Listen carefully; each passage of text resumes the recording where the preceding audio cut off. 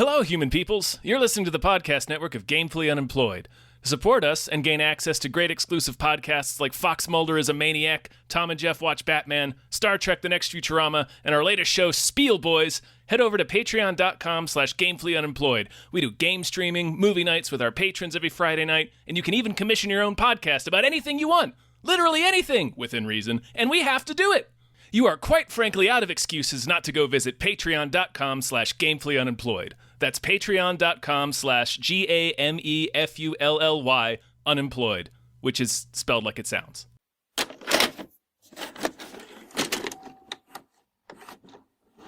Sicarius? No, that doesn't work. Sicarius? It means Hitman, Tom. Super Sicario brothers.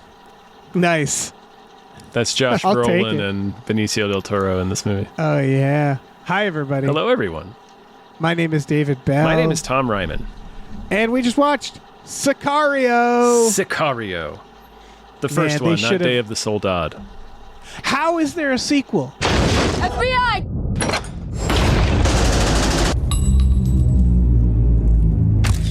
You want to be a part of this? Do we get an opportunity at the men responsible for today? The men who are really responsible for today. What is the sequel? The sequel, improbably, one might say irresponsibly, focuses on Josh Brolin and Benicio del Toro. Irresponsibly is the right good word. I think. Wow. Listen, before what we an get started, irresponsible film to make. I have not seen it because I remember being like, why? Another adventure. The sheer the fact CIA. of its existence. It's like the U.S.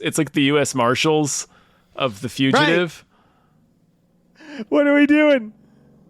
I mean, U.S. Marshals is better. Right, yeah. It's not objectionable on like a humanitarian level. Yeah. Okay, so before we get started, big thank you to Ombre. Thank you. Our Patreon producer who had us watch Sicario, a movie I had only seen once before. Same, even though I'm a big fan of Denis Villeneuve. Right. I'm a big fan. This is one that I kind of forget about of his. It's not like my cup of tea. And what I mean is the like gritty cop stuff. I don't like that so much. I do think this is a really good suspense movie. Yeah. It's so tense. That's the thing. This is a very good movie, and this is like an exception to that. Yeah. Because the cop shit isn't presented in a good light. Right. When you start watching this movie, like the first question is, of course, where you go like, so what kind of border police movie are we going to do here? You know? Yeah. Which kind of dad is this porn for? Right. And ultimately, it's like the soul dad, Dave. It's Day of the Soul Dad. We know what kind of dad it's for. So like that is, and I had honestly forgotten because Denis Villeneuve is not particularly a political guy, but judging from his other films, I was like, this is probably not going to be hardcore conservative stuff. No, I would have been. I hadn't seen it. Like you said, I'd only seen it once, and I think we actually watched it together. Probably, yeah. And it was 2015, so it's I could not remember whether or not it was like, because like a movie with this kind of subject matter. From a decade ago, you're kind of like, maybe could have been a little racist. I don't know, but exactly. And it's far enough. It's pre-Trump, so you're like, okay, well, America was a little different. Mm-hmm. Like that's the thing is like the idea of like cartels and human trafficking at the southern border is good fodder for just a thriller movie, right? Mm-hmm. Like there's nothing inherently wrong with being like we're exploring this idea. No. Yeah. But when it's now like today, when that has been like turned into a propaganda machine, you're like, okay, what are we going to say? It feels really rough. Right. Although, it's sort of. I mean, it's not like these things don't exist, and I'm not really the one to say whether or not this is racist, or right. As a This doesn't seem that way. No, I mean, no. again, Like I said, know what it's you not mean, like where these I'm things don't exist. Like, but yeah, for example, like the subject of like Middle Eastern terrorists, or like if you remember in Snake Eyes, there's like a Palestinian terrorist in that, where like there used to be a time where they would just sort of use this as like a screenwriter would be like fill in the blank, you know, like who's like an American seen as like a threat to America, and in certain times it was more like this generic filler. But I mean, that also part of that is also because I was probably a child then, and it just didn't mean as much to me. You know what I mean? that's true, yeah. And there was a certain sort of like plug and play mentality for fundamentalists, or like extreme fundamentalist villains. So it's like, And they're, yeah. one of the biggest problems I would say with that entire movie system is how few it was white supremacists, like Timothy McVeigh Not types, terribly even when it often. happened. Yeah. So Not like, terribly that's all to often. say. Right, it was racist. Is my point. Yes. The whole system is racist. Yeah. But that's all to say that I think that like cartel was another like generic enemy. And in fact, one of the things I had to notice about this movie is it feels like a very 90s premise, and it's just like a grittier, more what I mean is like, for example, it's the main extremely character- straightforward. Yeah. Right. Well, they do stuff like they cut to the cartel guy like brooding in his lair in his house, right? They Right, have a in character his who's like sweet ass house. But right. That pool was awesome. You can see that in a Schwarzenegger film. You have a Being character. drug dealers looks like it's awesome. Oh yeah, we should do it. We should no, definitely do it. There's a character who's like, oh, I picked the wrong week to stop smoking, which is like literally out of Airplane, right? Where it's like It's Emily these Blunt. are. Yeah. Oh yeah. I'm just saying, like, these are 90s tropes. Yeah. That are turned into like this grittier, higher, like more cinematic version, which I just think is interesting about this movie. Well, yeah, because I don't think, strangely, and somebody may ferociously disagree with me on this, it doesn't feel melodramatic necessarily.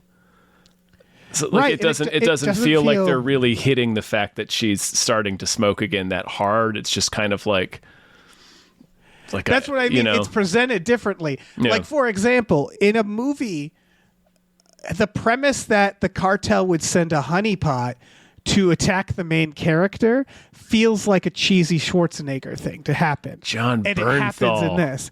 The honeypot, John Bernthal. They send her a himbo. Yeah, they do.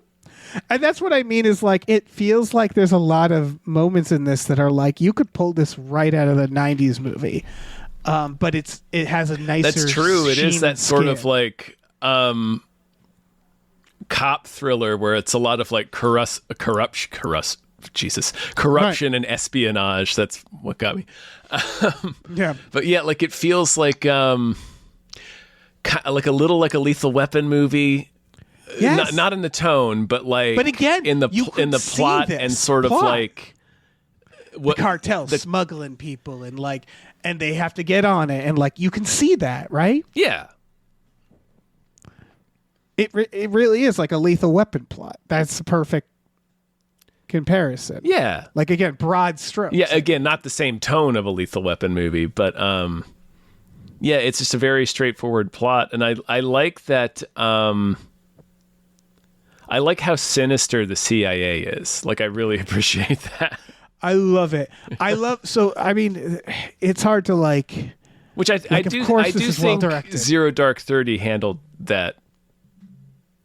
Oh, Wait, did it? I- I didn't see that. I think Or it. did I I? think that handled that relatively well. Sorry, I referenced that as if it was part of a conversation we were having. It was actually a podcast I recorded right before this. That's really funny. But yeah, like Jason I've done Clarke. that. Do you I've remember legit Jason done that. Clarke in Zero I Dark remember 30? Jason Clarke. Yeah. Where he's just like a ball of violence. Oh yeah, I mean, I loved Josh Brolin in this because they do this thing for people who haven't seen this movie. We're not going to go through the whole plot. No. But Emily Blunt plays an FBI agent, and like this was the first thing I liked is the FBI. There are other movies where they're like the sinister top dogs. Yes. And in this, they're like they're nothing. And she's an FBI agent who gets basically brought into this operation for the DOD, I believe. And like nobody's really telling her. That's what I mean. Yeah. No one's really telling her anything. And there's this increasing. I don't think it's on purpose necessarily that she's the only woman, but that makes her stand out too. And like I do think it is intentional in that way. Yeah, it's meant to make her feel more isolated. Right, and the vibe is like joining the mob. The vibe is like, yes. Am I going to be killed by them? Because they're sort of like Josh Brolin is in flip-flops. He's laid back. He's like the guy who's so like he's clearly like doesn't need to present himself for anybody. He doesn't care. He's so like he seems so comfortable, where it's like they're at the FBI. He's in flip-flops. He's like laid back. Right. It's running the place. Right. It's the equivalent of we're introduced to Billy Madison just driving his golf cart around the estate in a swimsuit. Like there has never been a more obvious CIA agent than Josh Brolin in this film. I was thinking about actually Johnny Depp in Once Upon a Time in Mexico, and he's FBI in that. No, he's CIA. He's CIA. He is 100% CIA. Yeah, he's doing a very similar thing to what Josh Brolin is doing in this movie.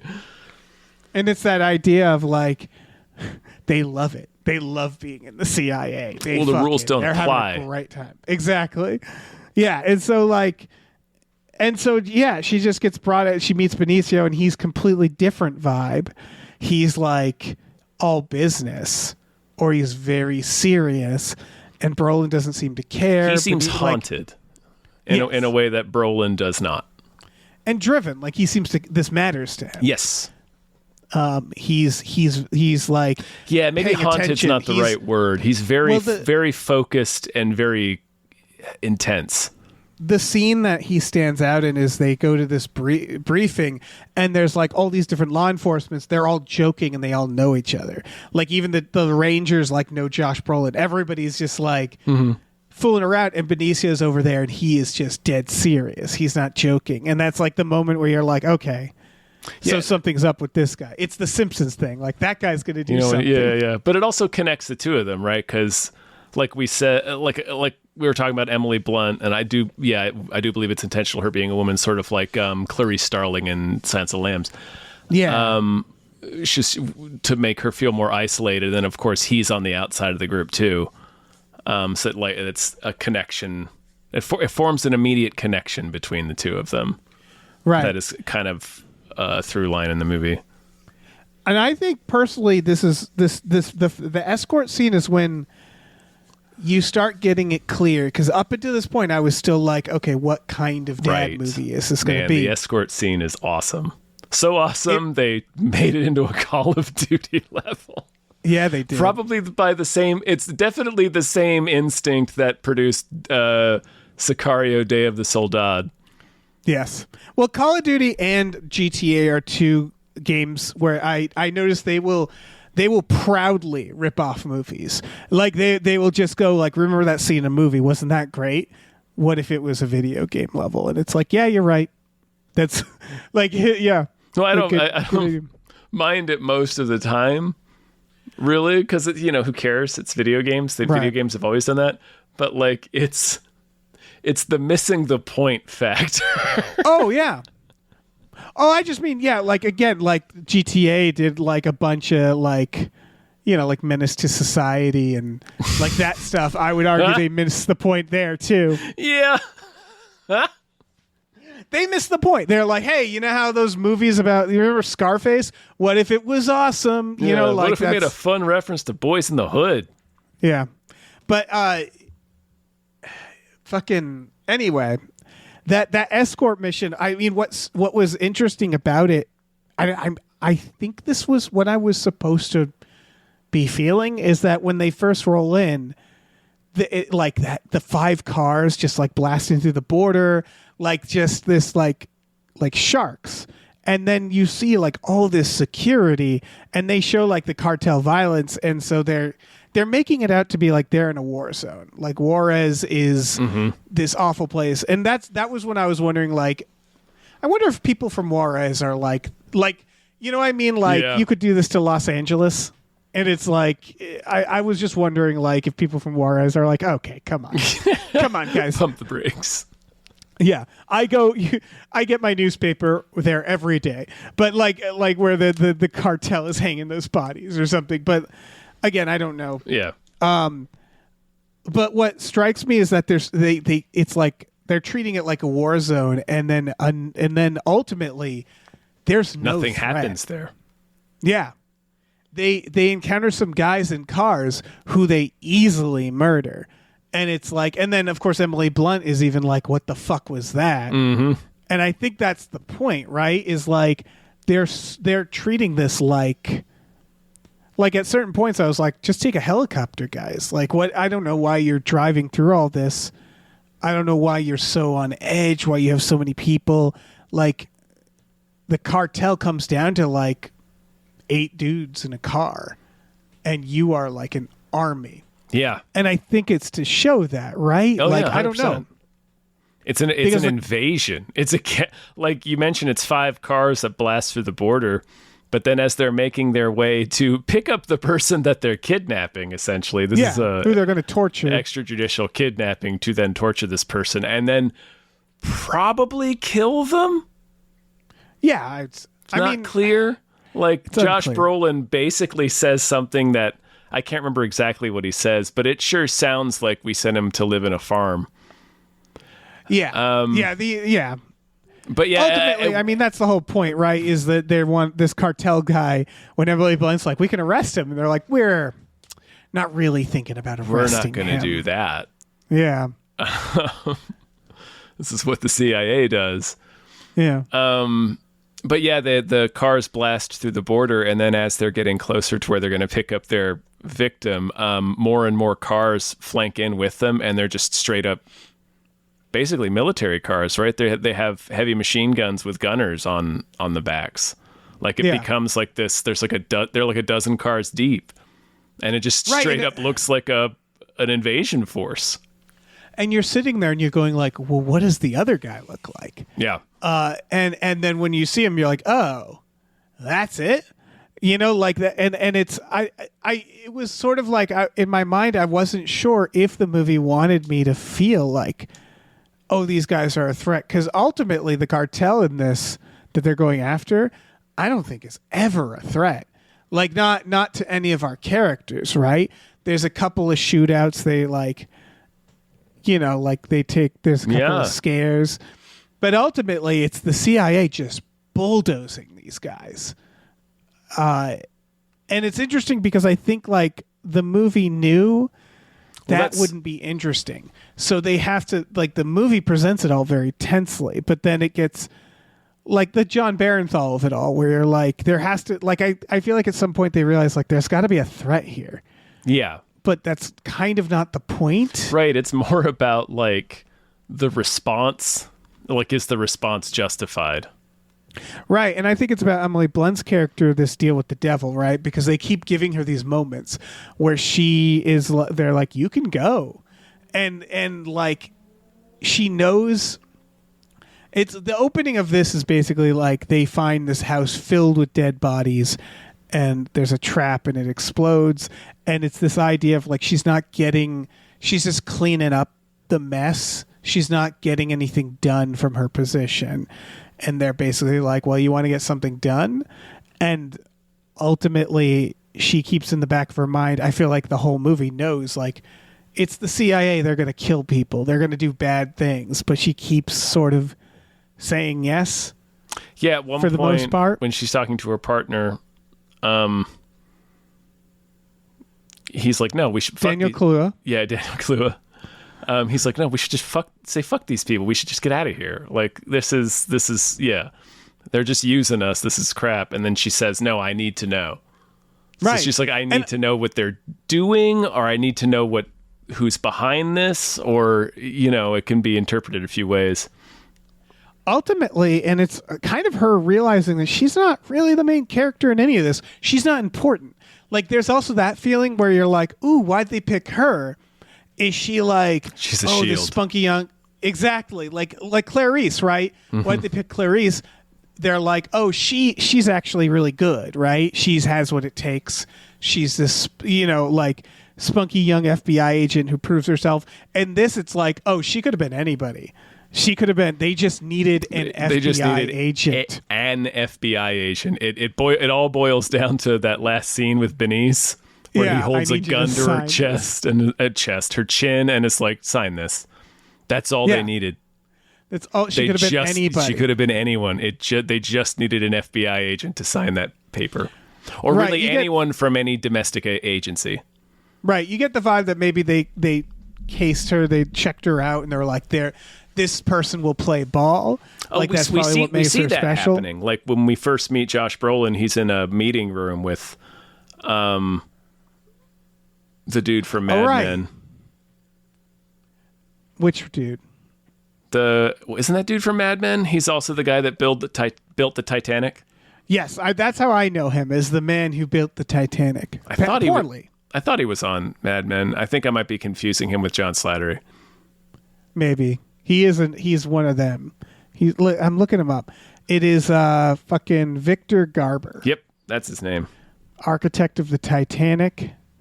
Did he do? I know I've seen him around. He's always in something. Yeah. If he's a that guy. He's a that guy. Yeah, he's a that guy. I think that's true. That's true. He can graduate to being a that guy.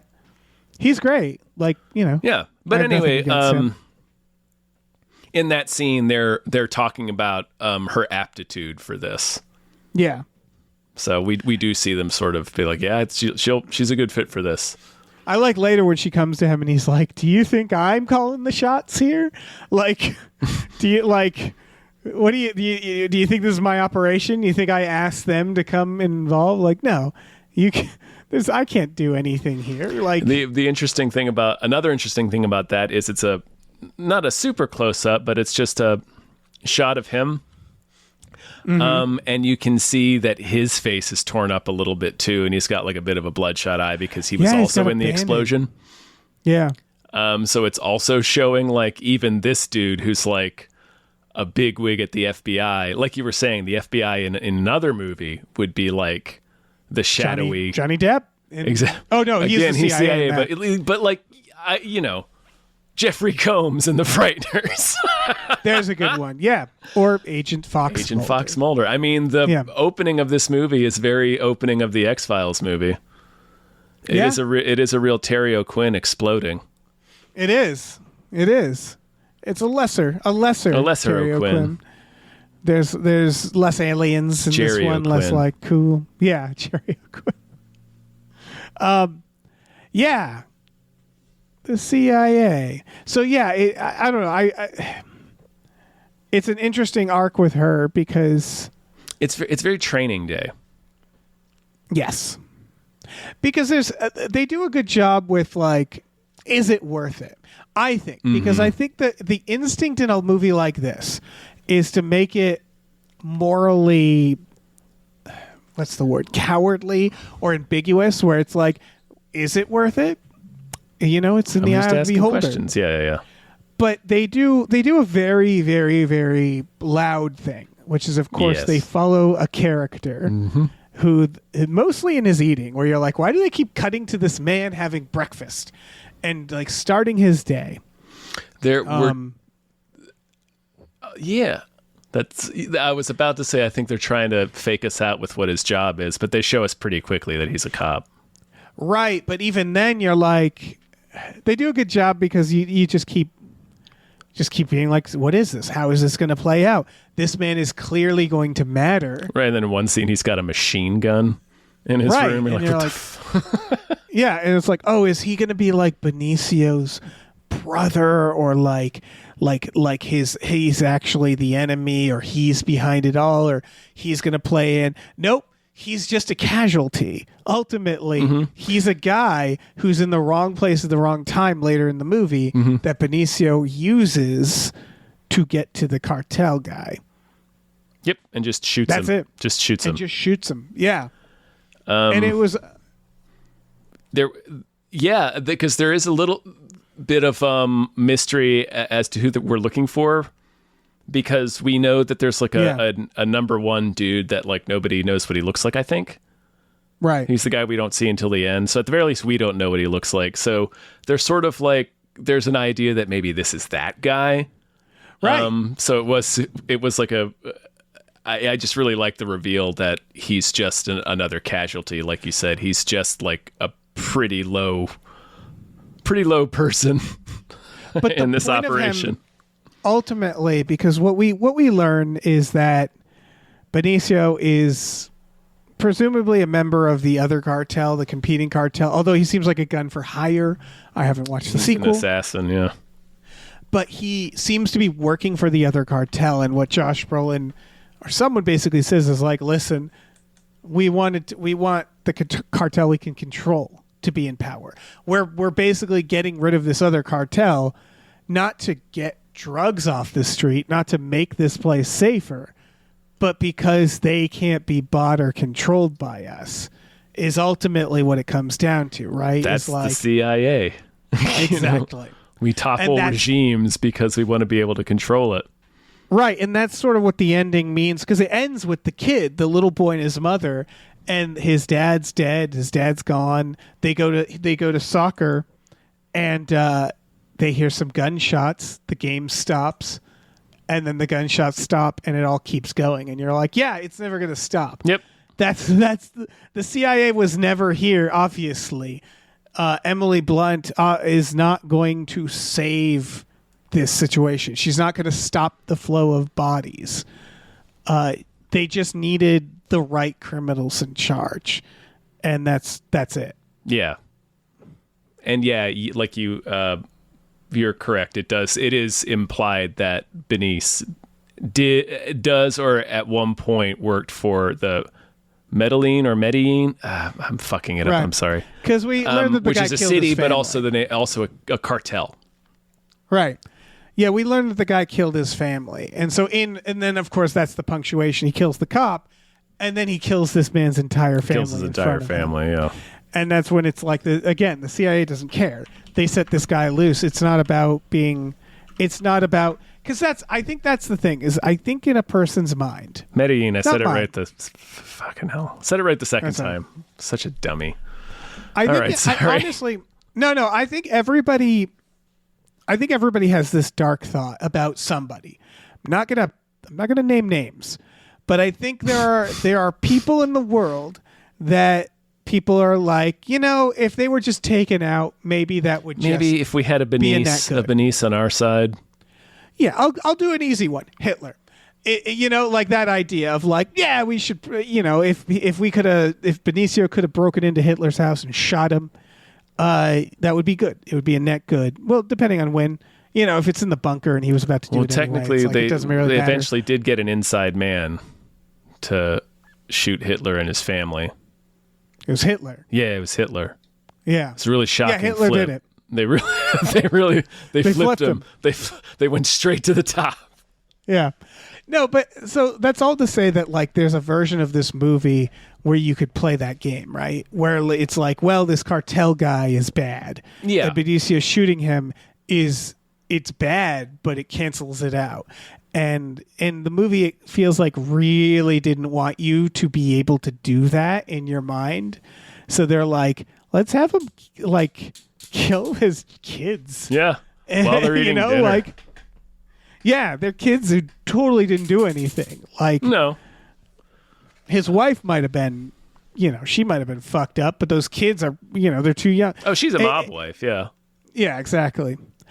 Speaking of which, it's very Sopranos, actually. Now that I think about it. Yeah. Because Sopranos is another one where ultimately they're like, you're going to go on this journey and sometimes you're going to be on the wrong side of it. But ultimately what we want is for you to come out of it going like, right, that was all bad, wasn't it? Yeah. Like the ends don't justify the means, do they? We also don't know exactly what happened to Benicio's family. Josh Brolin tells Emily Blunt that Benice's wife was decapitated, I think, and his daughter was thrown in acid. Not the cool kind of acid. No, I imagine. Yeah, not the kind that Lisa scooped out of the Duff Gardens water. Right. And not the kind that makes you the Joker. No, Yeah. not even that cool acid. Sorry. Anyway. Yeah, well, that's presumably what it is. But Benicio mentions his daughter. Right, he mentions, and then the guy is like, he mentions his wife and daughter, and the guy's like, it was not personal. So we can infer that his family was killed as collateral damage, but that's the only thing we can verify. It's interesting. We don't the guy actually know seems what to, happened. Yeah, the guy seems to know. Yeah, It's not like Raul Julia. He's not like it was a Tuesday. He's like, I know who you are, and I know that I fucked your family. yeah. And so it's the idea. I mean, that's the reveal basically for He Emily seems Blunt. like the is John like, Wick right. of the cartel. It's the reveal for Emily Blunt. It's much like Star Trek in I want to say Insurrection. Yes, Insurrection, where the Federation helps an alien race commit like basically a genocide on another, and they learn that they are like they had a personal vendetta. They were cast out of that race, and they're doing it. It's basically the Federation being the CIA. Mm-hmm. You've seen it. I have. It's not great, but that idea is a cool idea. Yeah, it's not amazing. No, it's probably the F. Murray Abraham has a face chair. Yeah, I mean, primarily Nemesis, what I people remember. consider Nemesis to be the worst one. It doesn't matter. But yeah, it's that, right? Is they're realizing like, oh, we're just helping this guy's vendetta. We're just helping like they just found a guy who We're aiming mad. this guy's vendetta. Exactly. Yeah. Which is again Which why is what it's they're really doing fucked to up. Emily Blunt. Right. You're right. Because the John Barenthal of it all too, like that's the part that like keeps her going. It starts getting personal. Mm-hmm. It was personal from jump. Yeah, that's She got exploded. She presumably knew some of the exploded PD men. who exploded. Like there's a guy who has his scalp blown off. That's pretty gnarly. Right. Yeah.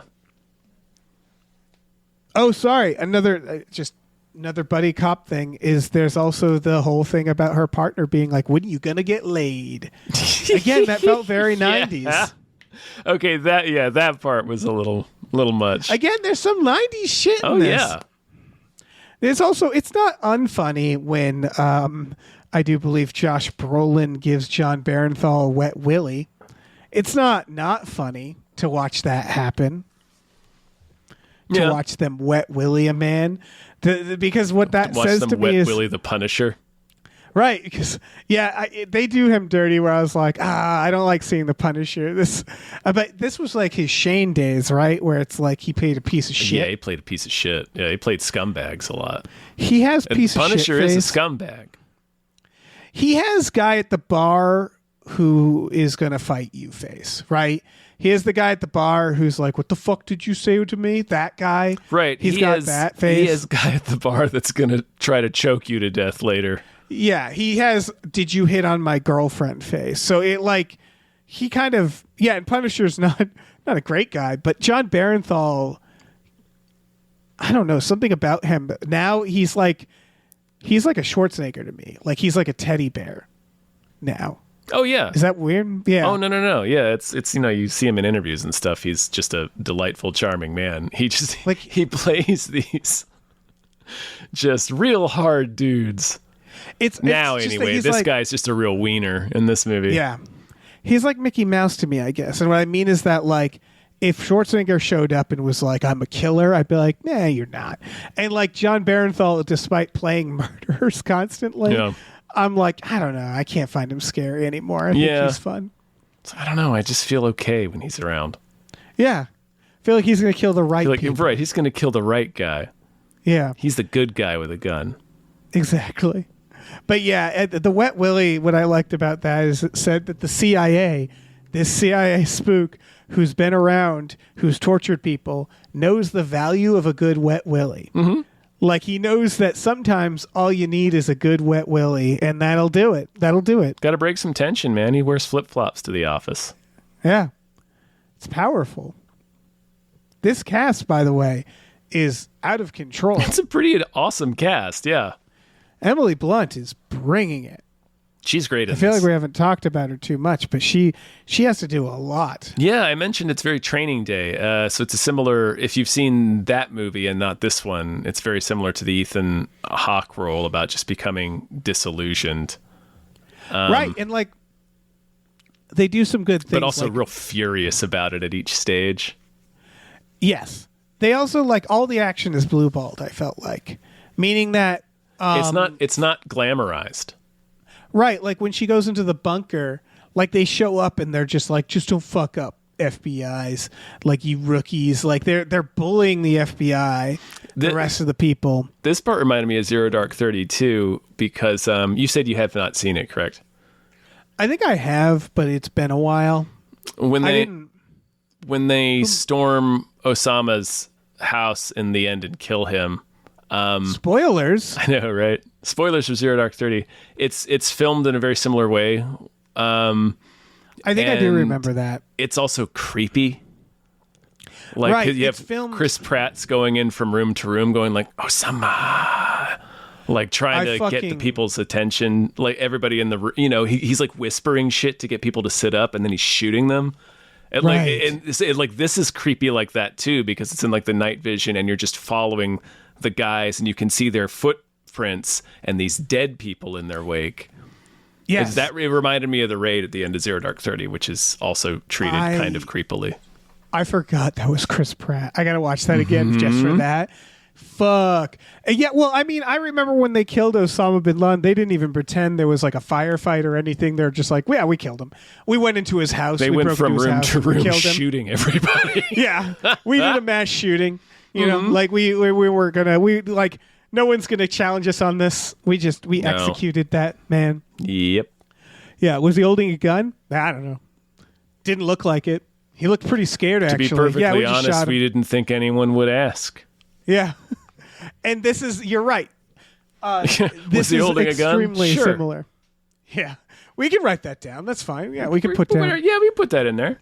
Obama, like, addressing the nation. Like, we all cool with that? Let's get our story straight right now, America. Right. He was coming right for us. All right. Is everybody clear? We're all clear on the details. He had a gun. There was nothing we could do. He had a gun. Yep. We had to shoot him. Yep. Plant a gun. Planting a gun. But yeah, no, in this one, it's like she's in the back. They treat her like a noob. And then like you said, when he whips out the knife. I'm just thinking of Osama bin Laden being like Alan Alda in the end of Murder at 1600. Going for like an ankle gun. Yeah. Oh, shit. We had no they choice. Didn't need an ankle gun. They plant drugs on him. Oh, man. But like the shot of the knife is phenomenal when he whips it out, and then she hears it, and you just see the like you said, it's like following Jason Voorhees, where like she never really participates. In the killing, they just like flood it, and again, everybody's dead, and like she finds herself on the other side of the tunnel accidentally, I believe. She takes a wrong turn essentially, and sees what she is not supposed to see.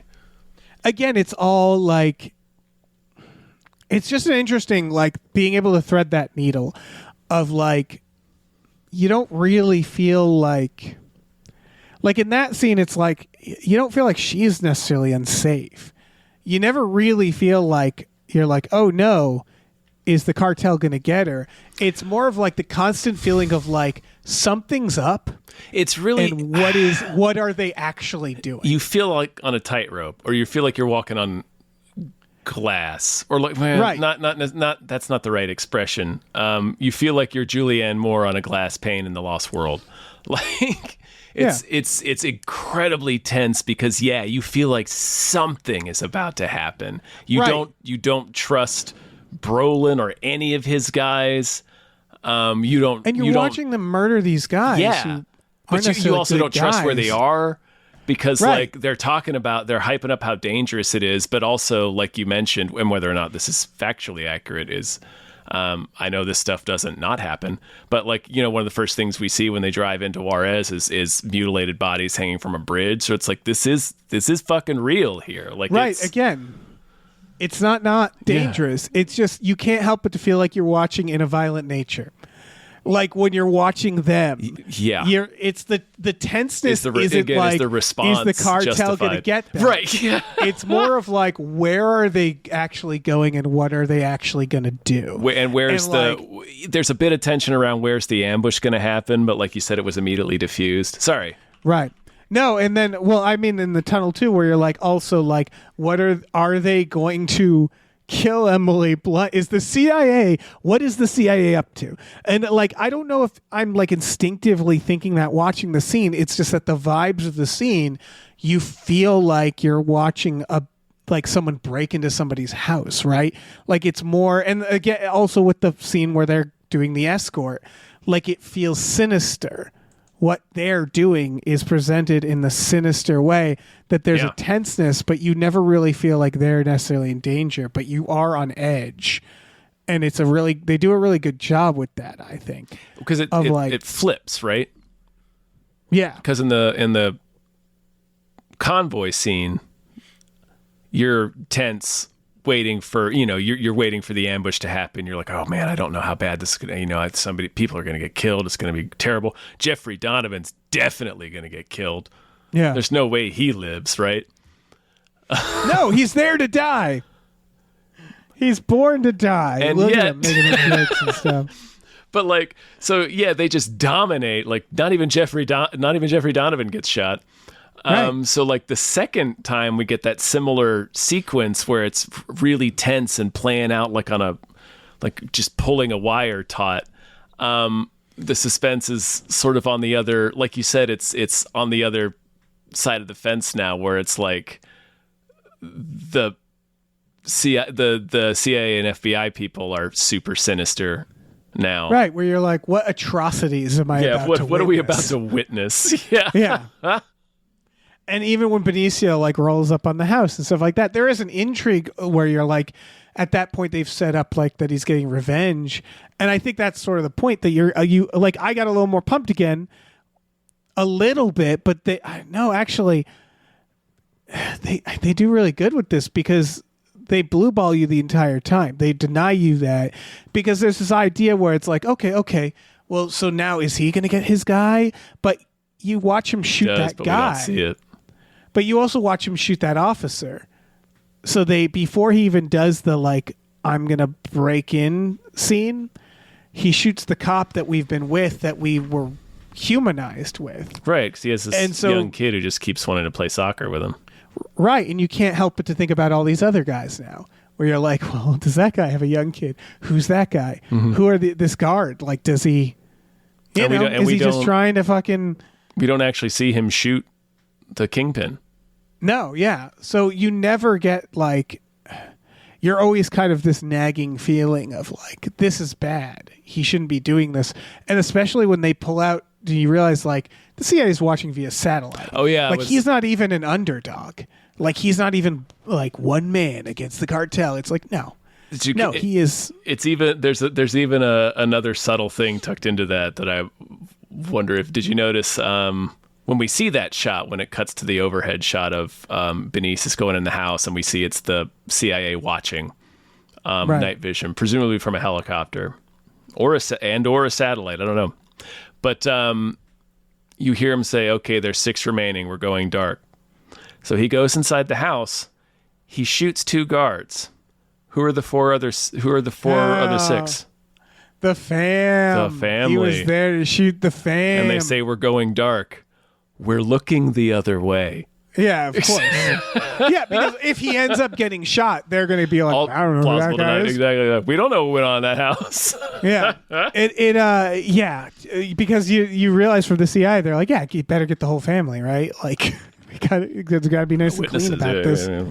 We got to kill all these people. Yeah. That whole scene, it makes me feel, this is like a different conversation, but it's sort of the core problem with the Call of Duty games, which we mentioned, but like the early Call of Duties were like, you're just some guy in a trench. You're thinking about your lady back home. You know, that like you're just trying to survive. Right. And then by the new ones, they're like, so you're in space and you're sniping these guys who could possibly defend themselves. And there's a voice in your ear just like, okay, kill that guy. Now kill that guy. Clean shot. Okay, kill that guy. And you're never in danger. Like there's just scenes in Call of Duty, the new ones, where it's just like, yeah, just kill these guys. Why? Because we're telling you to, because that's your order. Oh, okay. That's guns. Like, am I in danger right now? No. Yeah. Like it did get to that point where you're like playing the game and you're like, not only is this sinister, but it's easy.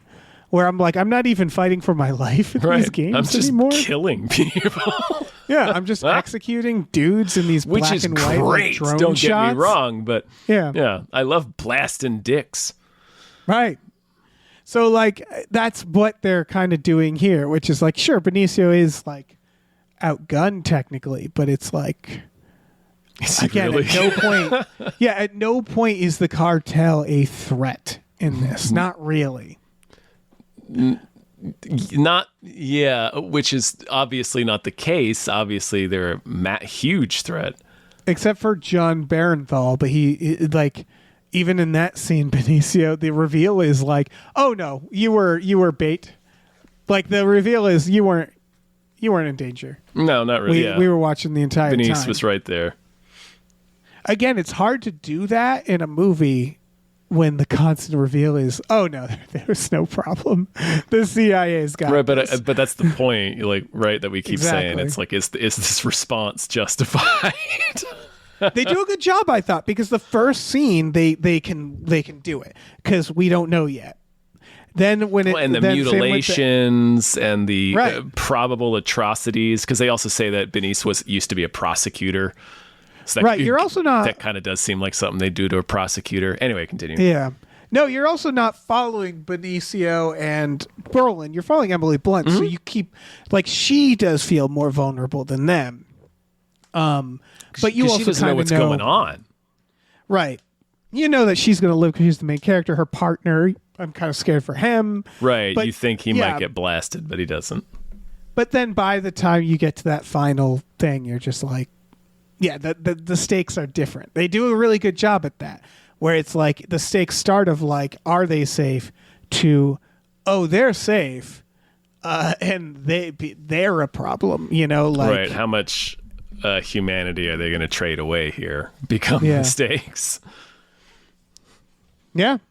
To the point that she's just broken. Like, at what cost, Dave?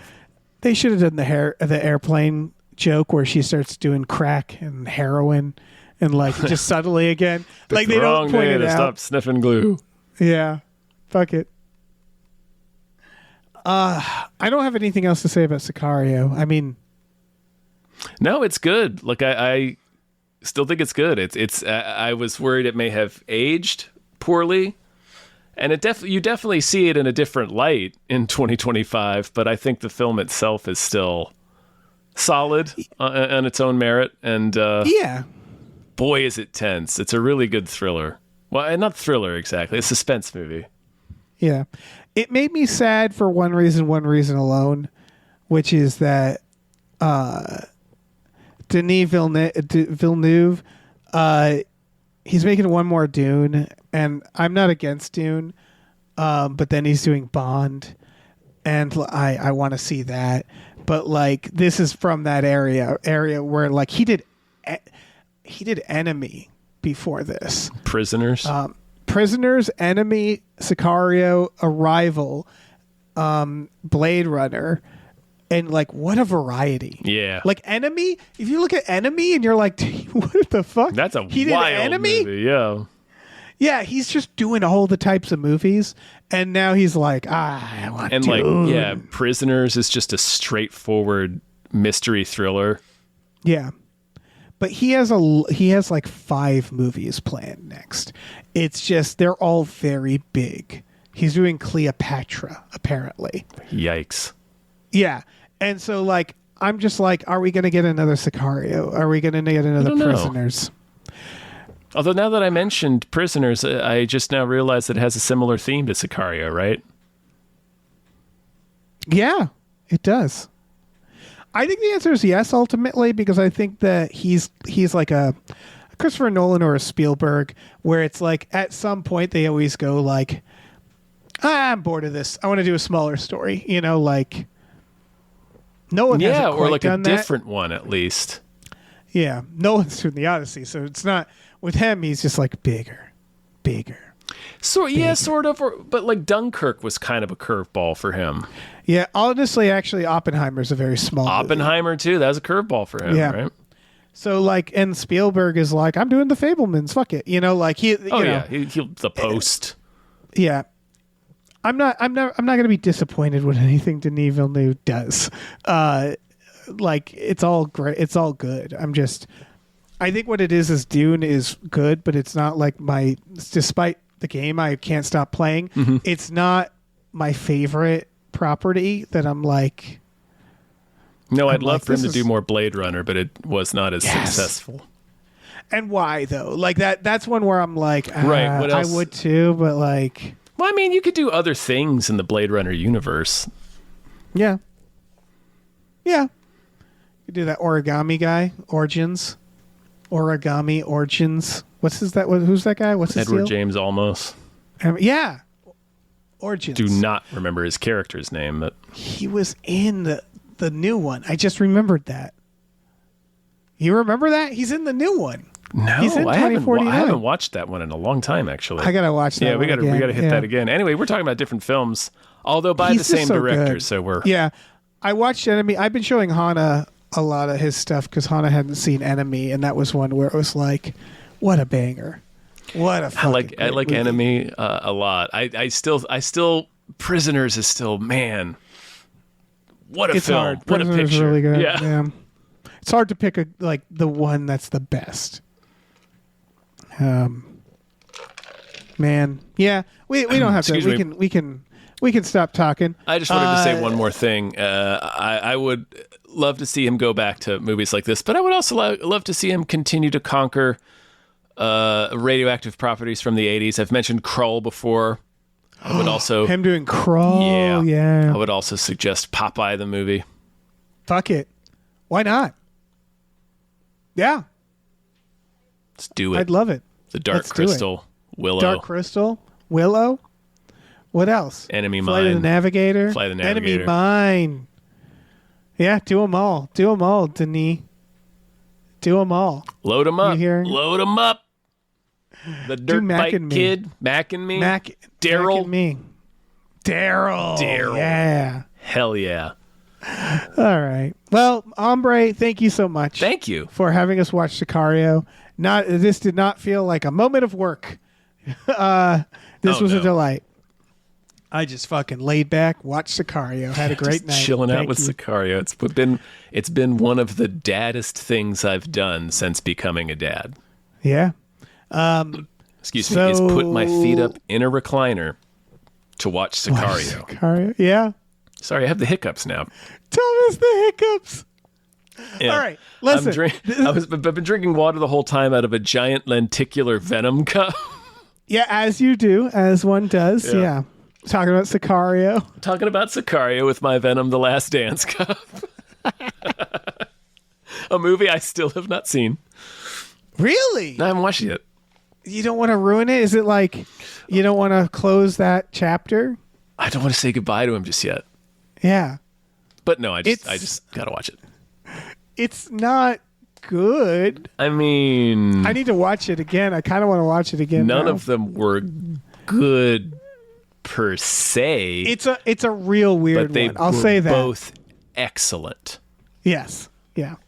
Listen, we have a Patreon, We do. folks. Patreon.com/gamefullyunemployed. GAMEFULLY unemployed. For $5 a month, you get access to exclusive podcasts like Tom and Jeff Watch Batman, Fox Mulder is a Maniac, Star Trek Next Futurama, Spiel Boys. We watch movie. Oh, Himboos. Himboos, our brand new Supernatural podcast. For $10, you watch movies with us every Friday night. Movies like Sicario? No, probably not. Sicario would be movies pretty. like We might Venom. watch. We have watched good movies before. We have, but we also watch all movies. We also watch movies like Krull and Enemy Mine. Damn right we do. It's more of what we watch. It's most of what we watch. Most of what we watch, yeah. So check all that out. Yeah. Patreon.com/gamefullyunemployed. That's why we call the $10 tier our Enemy Mine tier. Join us for Friday Night Movie Night, where we watch Enemy Mine once a week. We also have a store at gameplayunemployed.com, where you can find a link to our Teespring store, where we have all kinds of cool original artwork by cool original artists like Michael Vincent Bramley, Starlene Hodge, Justin Brown, and others. So please check that out. Rate and review our podcasts, our free stuff, wherever you listen. Check out our new show, Badical, Badical, also wherever you're listening to this. And I don't know, be excellent to each other. Be excellent to each other, as they say in Sicario. Follow Brolin into the tunnel. And if you do not take the same turn that Benice takes. You don't want to see what he's doing. Generally speaking, if you find yourself hanging out with Josh Brolin and Benicio del Toro underground, yeah, listen, I would not say no to that, but just, be aware. Be alert. Be alert. Yeah. Be alert. Yeah. Hey, listen, our music is produced by Chris Corlew. You can find him on twitter.com as the Corlew, or go to shipwreckedsailor.bandcamp.com.